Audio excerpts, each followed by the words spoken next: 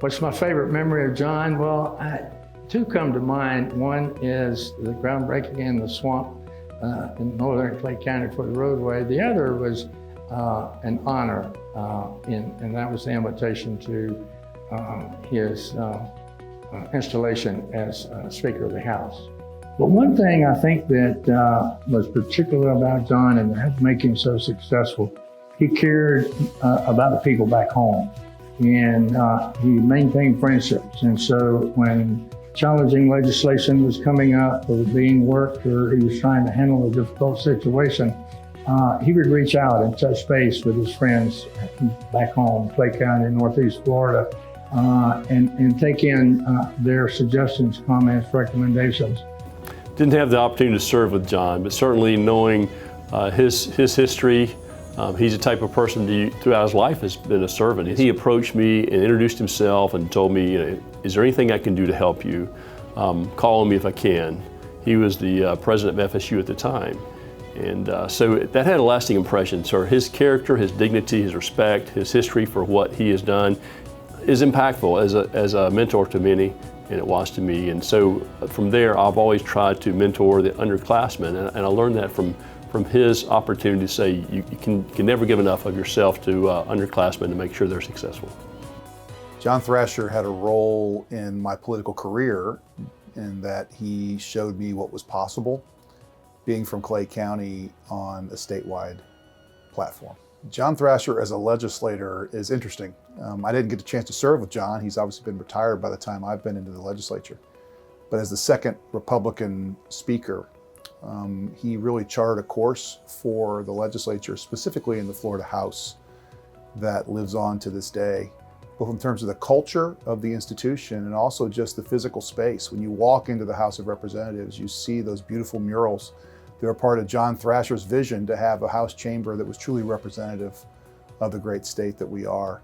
His legacy lives on far beyond just the portrait that's on the wall. It really is embedded into the DNA of the institution.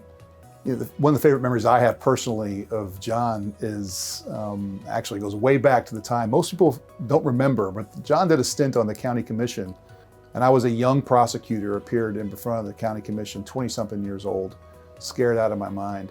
And John was so kind to me during that experience that it left a permanent kind of image in my mind. I haven't forgotten it.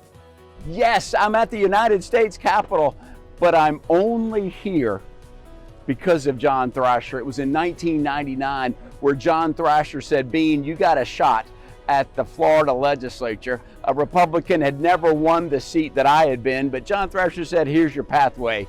And so I always will be grateful. John, President Thrasher, we called him the Lion of the Senate. He was great. I got to serve with him in the Florida Senate. It was a great move. But what you have done with FSU, people don't realize. I know they only look at the football team, but if you look at the academics, you look at the record of what they're producing and the talent of their graduating, the scientists, the doctors, and just what a difference they're making on the world. That's you, President Thrasher. So I just salute you, John Thrasher. What an impact you have made, not just on Clay County, North Florida, but these United States, my friend. So I bring you greetings from the Capitol because of, and only but for, Speaker, President John Thrasher. Go get him, my friend. We all knew that Dad had he had a greater purpose. He had a cause that was for the community. He's a statesman, true and true. We were very involved. The whole family was involved in Dad's campaigns. Mother, my sisters, both Jennifer and Julie, and of course I was. But we would go door to door. We would talk to people, handshake. We would go to churches. We would participate in community events. But certainly, by far, I built every single one of his signs during pretty much his political career. It's kind of a funny story. Apparently, Dad and Governor Jeb Bush at the time were at a restaurant, I believe in the lounge, and they had quite some time to wait for a party, that they had a very important meeting. But they came up with the tax education deal on basically a cocktail napkin. And in about 15, 20 minutes, they had the details already planned out. Papa is now, we call him Papa, and that's what the grandkids call him. He and my mother are so proud to have 8 grandchildren. They love Papa. Papa messes with them, plays boxing with them, and messes around. He's very warm-hearted and very, very encouraging and positive. Encourages them to do very well in school. But he's just an awesome grandfather and father.